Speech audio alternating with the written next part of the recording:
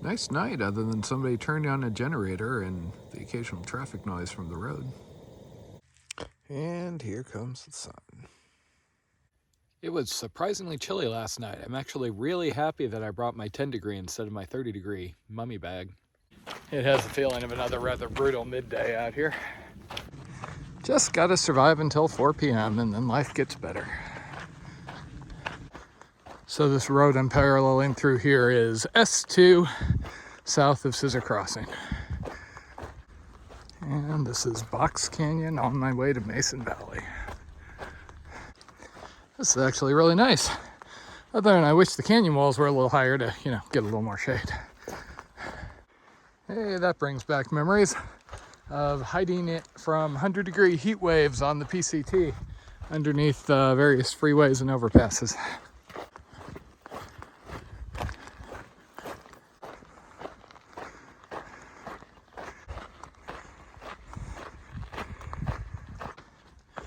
Warm day. Hey, look, I made a friend. It's enough to wake you up. Yeah, come on. Get out of here. It's always entertaining when people try and tell me, oh, it's dangerous to wear headphones, listen to music, audiobooks, etc. Because you're not going to hear rattlesnakes and get that.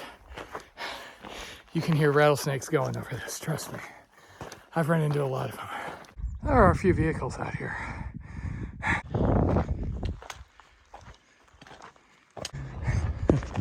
That guy's ballsy. Of course, I'm doing the steepest hill and the hottest part of the day. Those guys are really ballsy doing this in an Xterra. They were also nice enough to give me a little bit of water. Never say no to water in the desert.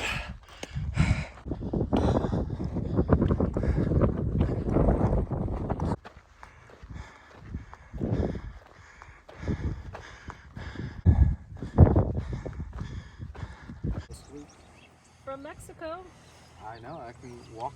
So there is a PCT water cache on this route right at the crossing that wasn't even on my list of water sources when I was researching this trail. Well, that was a lot of fun. I'm kind of bummed to head off on this trail by myself. Oh my God, there's actually a trans-county trail sign.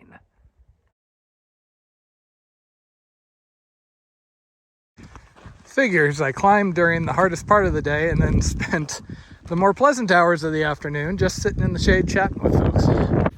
So when I passed through here on the PCT, I was only, 3-4 days in, did a really hard day into Julian, and then promptly came down with Giardia and ended up crapping my brains out for the next 3 days. Not the best time. So I've had 2 bike packers pass me today, and I just talked to the second one. He's apparently going from Point Loma up to Big Bear.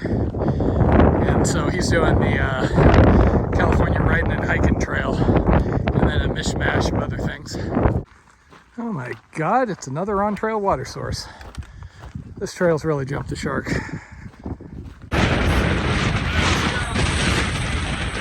Did I mention the wind's back? Anyway, when I was here on the PCT, it was just during that first COVID lockdown. And I didn't know if I was going to be able to continue the trail or if we are going to get forced off or what. Yeah, there's some uncollectible water here. Might taste slightly a cow pie, but holy hell, that's snow. Guess that explains the water, huh? Okay, the biome changed rather suddenly here. And also, I am now exiting Anza Borrego. So it is currently Tuesday, the 15th of March, and Taters has this coming weekend free. It looks like I should be able to wrap up on Sunday, which means if we can get her a ride to the trailhead and find a safe place to stash her car by the finish, she should be able to do the last, 2 days and change. It'll accelerate my timetable a little, but she can bring, a resupply, so I'll save a little bit of time there. So we're currently trying to figure out how that's going to work. Then the vague plan would be I would be back in town for 4 or 5 days, finish up some videos and other things I have pending, get some real food. We're up in Santa Barbara for 2 days, and at the end of that, she would be able to drop me off at the Santa Monica Backbone Trail, and I would be able to do that just in time to come off and then drive out to Green River for the paddle over her spring break.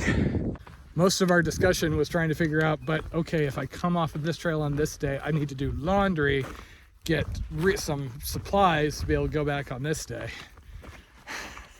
So see, once you're on the long trail, everything's way easier. Just have to survive until CDT start day. Really good sitting spots. No place to camp. So I just got really bad news. Not only is the resupply spot only open 11 to 5, so that's going to mess with my schedule tomorrow.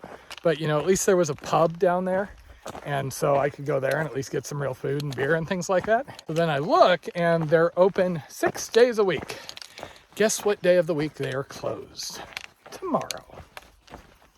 So yeah, it looks like my curse from the AT-ECT is still in effect.